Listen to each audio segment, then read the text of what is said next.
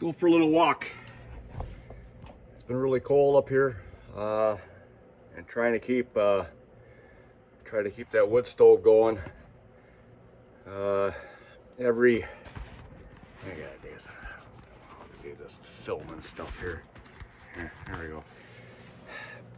And trying to keep that propane tank, because I use the propane as a backup for heat, so I don't have to get up every 2 hours in the nighttime and start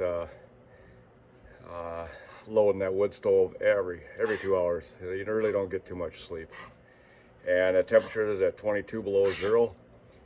It's the last thing you need. You definitely need to get rest. So let's go outside. This is what I kind of came up with. The propane tanks were always freezing. So what happens is that the tank can't create enough warmth or something, or it draws it. What it does is the heater draws so much propane that it will freeze, because it's trying to move so much propane too fast, and it freezes up the valve or the tank itself. So basically, this is what I come up with.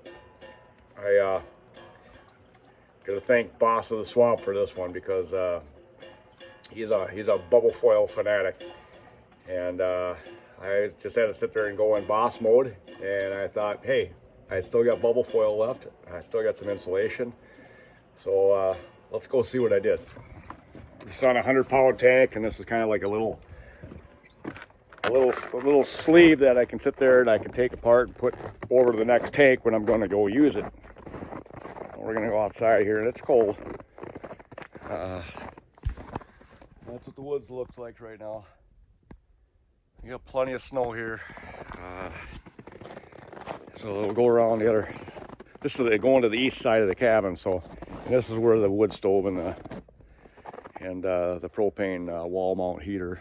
We are picking up a furnace and an air conditioner unit, but that won't get installed till like next spring. So is what I did is I got the propane tanks here.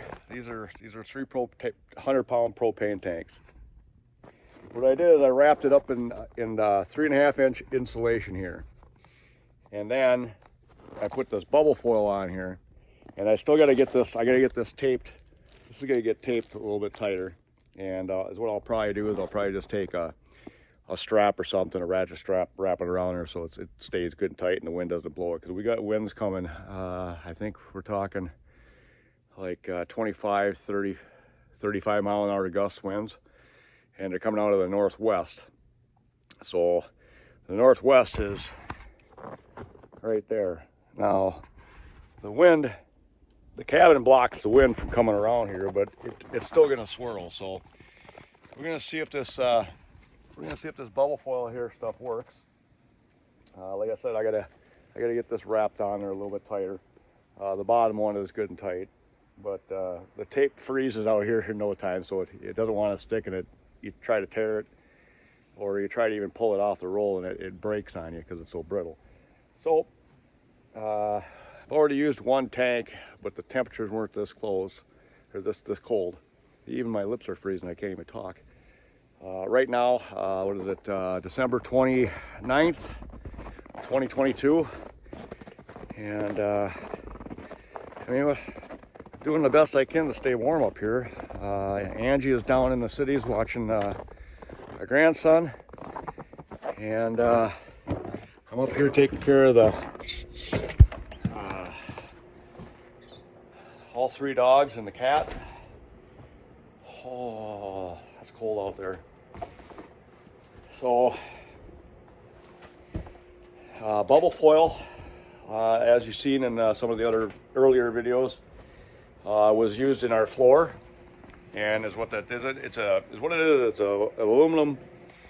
It's a radiant heat barrier, and it's the same stuff that's up here on the ceilings. What it does is the heat goes up and then it's pushed back down, because there's a foil and then bubbles in the center of it, and then another face of foil.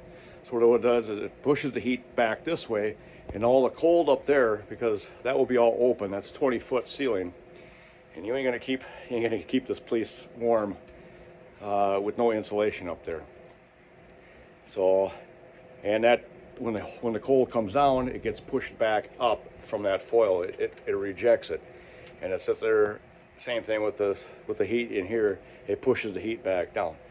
So, like I say, Boss of the Swamp. Some incredible stuff. Do your research on it. On bubble foil, it's a radiant heat barrier. One good thing is it's mouse proof. Mice don't like foil, so it's pretty much a mouseless cabin until the cat brings them in. She's known for that. She likes to hunt outside and then bring them in where it's warmer to hunt. So anyways, that's what I got for you today. Like I said, December 29th, or isn't it? No, it's not 29th. Heck, I don't even know what day it is. December 22nd. Huh. I was like, we already had Christmas? No. So yeah, it's December 22nd. And the temperature outside is, well, it's moved up a little bit. It's 8 below right now. That's during the sun. The sun coming down, and we haven't had sun for about 4 or 5 days. But right now, I've got it 72 in the cabin, and the wind you can see is 3.4 out of the northwest. And me and the girls, we're all trying to stay warm in here. So, like I said, I knew this first winter was going to be it was going to be very difficult, and so far it hasn't been real difficult. Things I've already planned for, I've researched on, but hey, that's what you get when you leave the grid and you want to live off grid. And so yeah, this is Freddie from up north in the woods. Earthbound, we're finding our roots. And till next time. Oh, don't forget to subscribe or like this video if you like this content. It's a learning curve. So like and subscribe from Earthbound, finding our roots. Peace.